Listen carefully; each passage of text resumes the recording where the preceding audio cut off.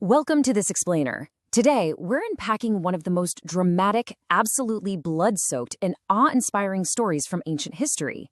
We're looking straight at the records of the grand historian, Sima Qian, to explore the wild life of Xiang Yu. Now, I want to hook you right out of the gate with the core paradox here. Think about this. How did a guy start from absolutely nothing, manage to conquer the known world, and overthrow a mighty empire in just 3 short years, only to lose everything, his empire, his army, literally his own life, just 5 years later? It's a dizzying rise, right? And a totally devastating fall. Let's dive into exactly how it all went down. To really understand Xiang Yu, you have to wrap your head around his completely boundless ambition. So according to the source material, there's this incredible moment in his youth. The terrifying, all-powerful first emperor of Qin, Qin Shi Huang, is making this grand tour across the river. Everyone else is bowing down, absolutely paralyzed with fear, but young Xiang Yu, he just looks at the emperor's massive procession and casually drops this incredibly audacious, highly treasonous phrase to his uncle, Xiang Liang. He just says, "I can replace him." Oh man, his uncle panicked. He instantly covered the kid's mouth, whispering that talking like that would get their entire family executed. But honestly, from that exact second, his uncle knew this boy was cut from a totally different cloth. Okay, let's dive into this. Act 1, Rise of the Hegemon. By the time Xiang Yu was 24, the Qin Empire was completely fracturing, and he took up arms. But what kind of guy are we dealing with here? Well, Sima Qian brilliantly foreshadows Xiang Yu's fatal flaw right from the get-go, his massive, massive hubris. I mean, look at these traits. The guy was an absolute giant, over 8 feet tall in ancient measurements, and he had the literal physical strength to lift a huge, heavy bronze cauldron. Just pure muscle. But his mindset, that's what's absolutely crucial for us to grasp. He completely rejected scholarly pursuits. He quit studying writing because, get this, he said it was only good for signing your name. Then he quit swordsmanship because he claimed it only taught you how to defeat one single guy. No, he demanded to learn military strategy so he could figure out how to fight 10,000 enemies all at once. But even then, and this is a huge red flag, the text notes he only bothered to learn the basics. He refused to study it deeply. He was basically just relying entirely on brute force and his natural talent. Act 2, Breaking the Cauldrons. After his uncle is tragically killed in battle, young Xiang Yu suddenly has to take full control of the Chu forces, and this sets the stage for one of the most legendary military maneuvers in history. This move right here brilliantly illustrates his sheer, terrifying willpower. So he leads his army across the river to relieve a besieged allied force at Julu. But the second they cross, he issues a totally shocking order.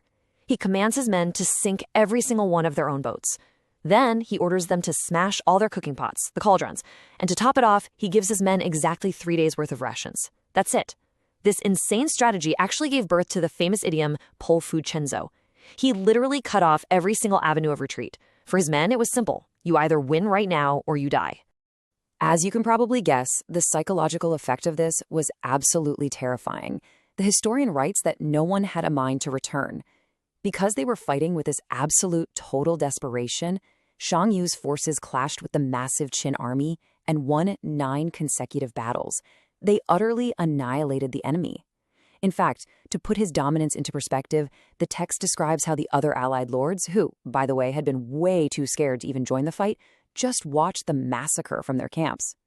When the dust finally settled and Xiang Yu summoned them, they were so paralyzed by his brutal display of power that they literally entered his camp crawling forward on their knees. They didn't even dare to look up at him. Act 3, the Hongmen Banquet. Now, winning battles definitely doesn't mean you win the war. Things are about to take a very tense, highly calculated turn here. Because while Xiang Yu was out destroying the main Qin army, another rebel leader, a guy named Liu Bang, had quietly snuck in and captured the Qin capital of Xiang Liang first. Now, what's really interesting about this comparison is the dynamic between these two rivals. On side A, we have Xiang Yu at his camp in Hongmen. He is absolutely furious. He commands an overwhelming 400,000 troops. He's arrogant, he's forceful, but he's strangely hesitant and easily swayed emotionally when it comes to politics. On the flip side, side B, we have Liu Bang camped nearby with only 100,000 troops.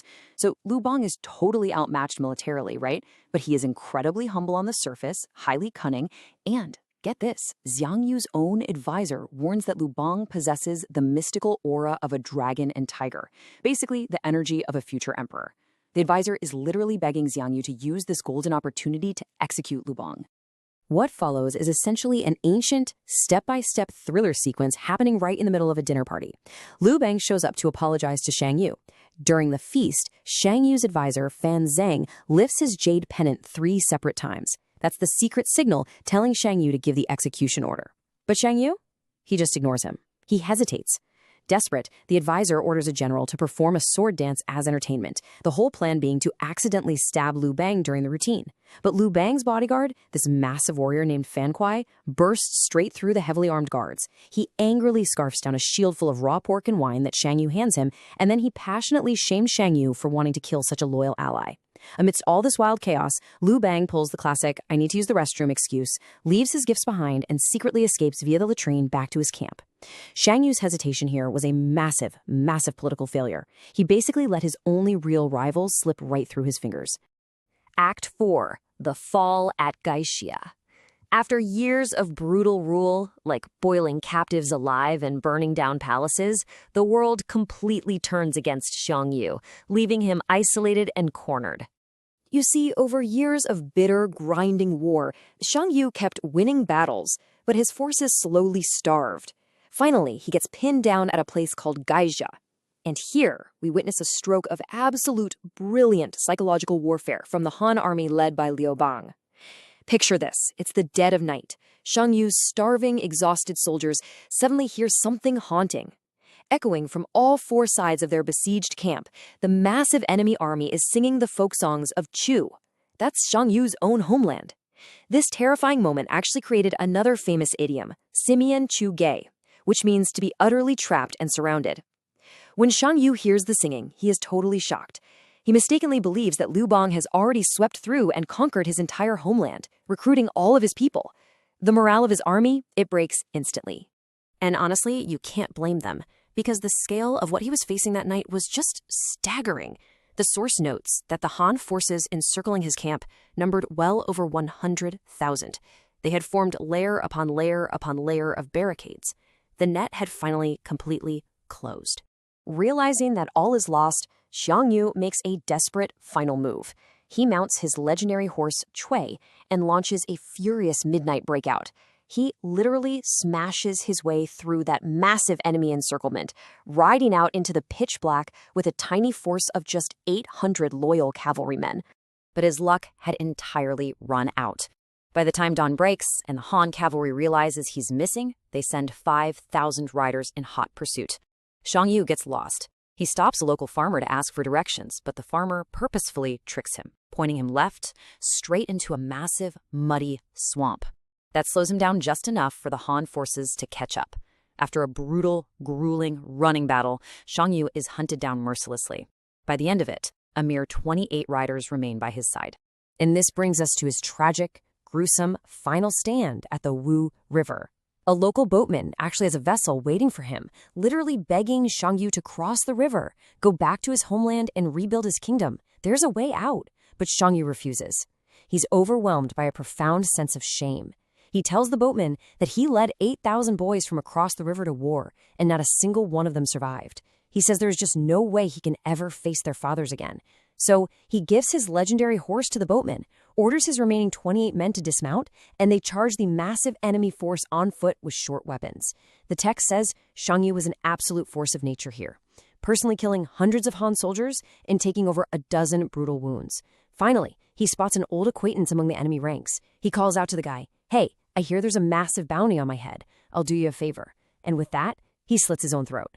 The Han soldiers instantly swarm his lifeless body, literally trampling and killing each other just to claim a piece of him for the reward money. In the end, his body was torn into 5 separate pieces. Act 5. The Historian's Verdict. Sima Qian doesn't just tell us what happened. He is a master of analyzing why it happened. So how on earth did this seemingly invincible conqueror fall so incredibly hard? Well, we need to look back to the poem Xiang Yu sang in his tent the night before his final breakout. Quote, "My strength plucked up the hills, my might shadowed the world, but the times were against me and my horse runs no more." Notice the phrasing there? It's wild.